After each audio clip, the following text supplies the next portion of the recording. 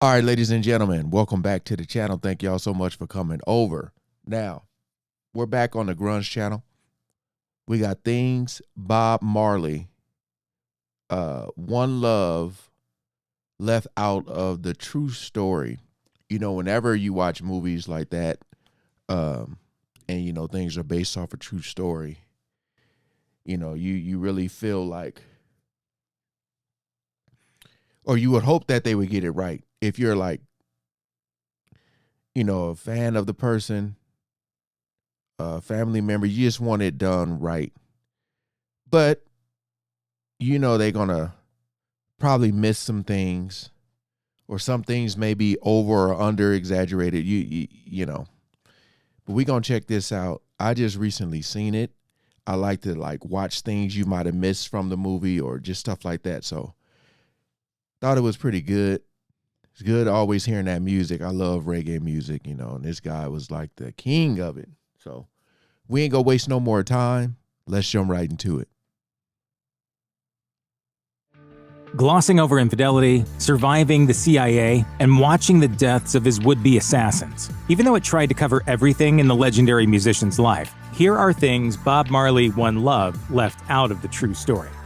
Though it is by design, it is impossible to ignore that Bob Marley, One Love effectively skips over the entirety of Bob Marley's early career in Jamaica. The movie immediately plops audiences into Marley's life after already achieving massive fame in his home country. Though he had yet to become a household name globally, those unfamiliar with Marley's coming of age will not be able to appreciate the musician's extraordinary rise from impoverished street fighter to Jamaica's leading musical talent. Marley cultivated a love for music growing up in the Kingston neighborhood of Trenchtown in the early 1960s. Though he had garnered a reputation as a fierce fighter, he was also a talented singer and songwriter. Following a welding accident that left a steel splinter in his eye, Marley decided to ditch manual work and focus on his music career. He co-founded vocal trio The Wailing Wailers, later shortened to The Wailers, with friends Bunny Wailer and Peter Tosh, who first garnered success with their 1965 song Simmer Down.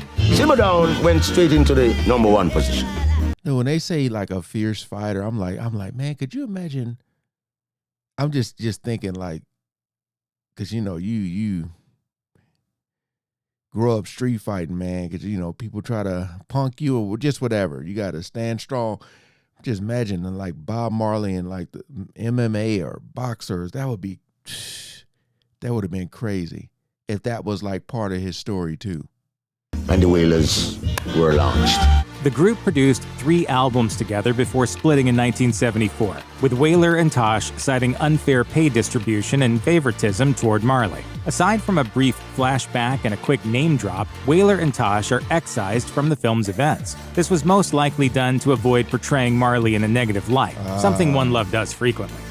In an early scene of the film, Bob Marley comforts 2 of his children when they express concern over Jamaica's growing violence by coming up with a silly song. Fans will immediately recognize it as the chorus to 3 Little Birds, one of the most popular tracks off the album Exodus. The scene would imply that this is how Marley conceived the song, but real-life testimony suggests this isn't the whole story. In Vivian Goldman's book, The Book of Exodus, which chronicles the creation of the album, Marley says he came up with the idea after witnessing 3 literal little birds come to the windowsill of his home in Kingston. It was a positive sight against the backdrop of his home country enduring a civil war, which inspired him to write a song about how the little things in life will get you through even the most difficult times. Bob Marley, One Love uses Bob Marley's attempted assassination as the inciting incident for its plot. Hours before his planned performance at the Smile Jamaica concert, in hopes of promoting peace within his divided nation, Marley and others are shot inside their Kingston home by 3 gunmen. Nobody is killed. However, Marley and others are wounded. Shaken by the incident, he is pressured to relocate to England. The film doesn't identify anyone in the wake of the incident. However, multiple testimonies claim that the perpetrators were an assortment of Jamaican gang members hired by the CIA. During the 1970s, the intelligence agency closely monitored People's National Party candidate Michael Manley, a democratic socialist who was accommodating to the Cuban government amidst the Cold War. the CIA teamed up with the PMP's opposing party, the Jamaica Labour Party, to suppress Manley's campaign under the guise of terrorist violence. Marley had previously supported Manley in 1972, which made him a target. Music was his weapon. Music was his M16. His guitar was his weapon. Using the 1976 peace concert as a believable political motive, the CIA hired JLP enforcer Carl Mitchell to lead a group of gunmen on a mission to assassinate Marley in exchange for weapons and cocaine. They were unsuccessful, but the lack of any reference to the CIA in the film downplays Marley's political power in a film that claims to be inspired by it.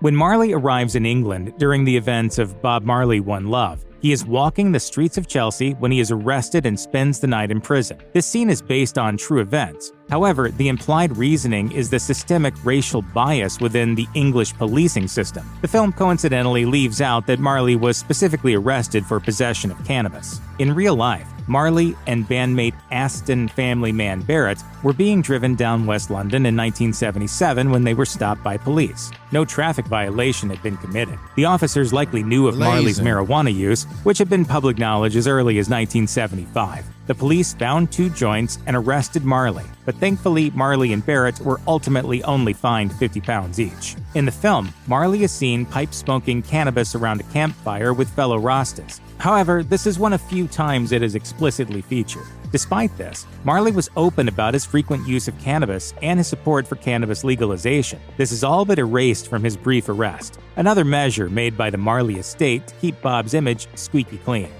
Married in 1966, Bob and Rita Marley held strong through many challenges up until Marley's death in 1981. However, for those in the know, the biopic almost entirely omits their greatest challenge, Bob's chronic infidelity. This is most glaring in one of the film's quieter, more romantic scenes. Bob plays an early, acoustic version of Turn the Lights Down Low for Rita, who is touched. In reality, when the song was introduced to Rita, she initially refused to sing it after learning it was written about Marley's then lover, Cindy Breakspear. Cindy Breakspear was a jazz vocalist who befriended Marley during the production of Exodus. They soon began an extramarital romance that became tabloid fodder after Breakspear was crowned Miss World in 1976. This upset Rita, still Bob's wife and a member of his backup trio, I3, who was forced to accept his polyamorous lifestyle. Marley's other partners included, but were not limited to, politician Pascaline Bongo and photographer-filmmaker Esther Anderson, both of whom he bore children with. Aside from a single line of dialogue in the film, none of Bob's additional partners are acknowledged. This is likely because Rita herself is a producer on the film and did not wish to reenact what were clearly painful memories. She wasn't having that. One of the most entertaining scenes in One Love is dedicated to the inception of the title track of Exodus. Many of the details in the scene are true, but a key component in the mixture is missing, a byproduct of the film's depoliticization of Marley's legacy in songwriting. During the album's production, People's National Party candidate Michael Manley was campaigning for re-election across Jamaica. His campaign slogan was, quote, "We know where we're going," which Marley included in the lyrics of Exodus. Though Marley never confirmed he lifted the phrase from Manley, many believe the song is a direct response to the political machine. In the song's lyrics, Marley spiritually reclaims the phrase as Rastafarian mantra. The song expresses Marley's long-held dream to return to Africa. Marley performed there in 1979 and was ultimately buried there. During a heated argument in the film, Rita Marley insists she had been given offers to record her own music, but gave them up to help spread Bob's message on tour. This is partially true, as the real Rita would only officially release her first solo albums toward the end of the touring years. However, the film does not mention that she was writing, promoting, and recording songs before this time, and more specifically, that Bob was not initially supportive. German record label Hansa Music contacted Rita in the late 70s to produce a solo record. After years of singing backup for Bob, Rita saw this as her moment to finally step into the spotlight and chart her own path. Bob, however, wanted Rita to sing exclusively with the Wailers and had become possessive. In Rita's memoir, No Woman, No Cry, she recalls a time Bob got so heated that he chased a publicist away, writing, "I think he was a little bit crazy with jealousy at that point. It was a devastating experience, and I was furious and ashamed."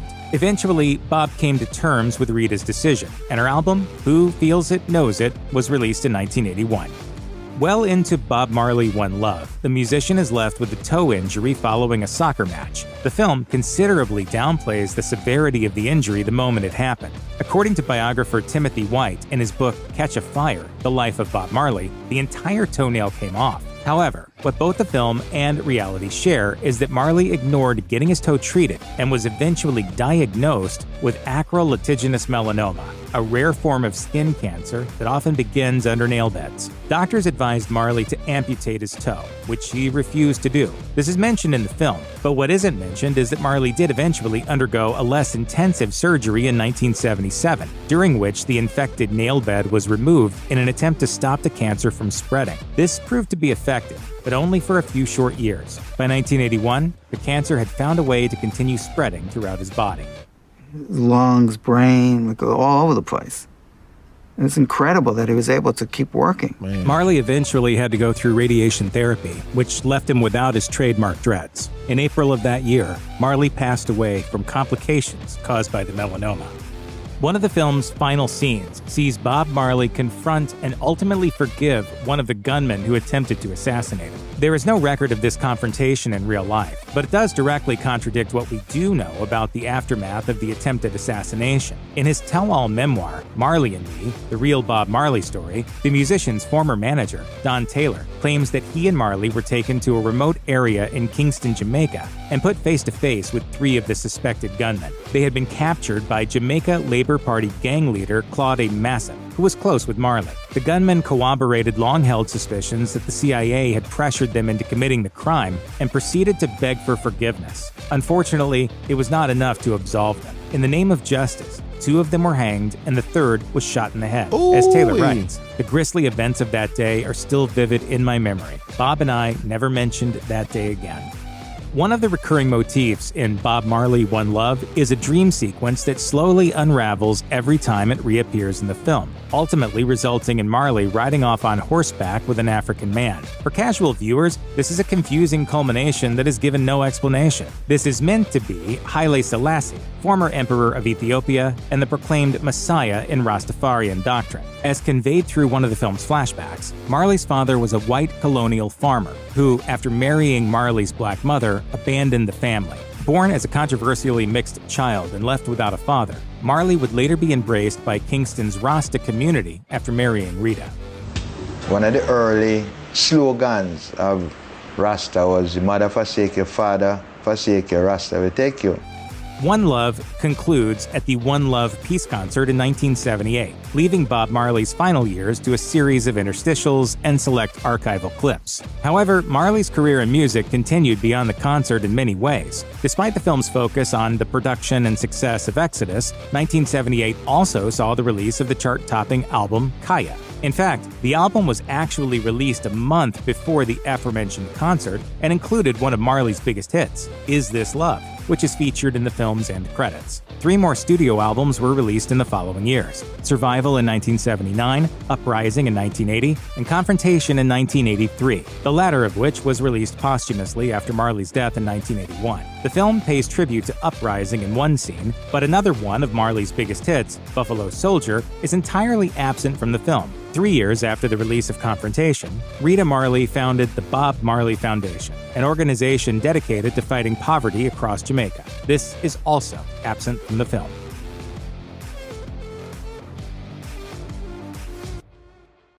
Yeah, man. It's crazy because, like, sometimes you can, if you are really, really, really, really into the movie, some things may feel a little off, or you wish there was more to the story. You know, how you feel like, I thought after you watch, you'll be like, I thought it was more to this. Or I feel like they, but when you got people that are involved in the producing, they're going to produce and, you're going to see what they want you to see. Like, I couldn't imagine his wife,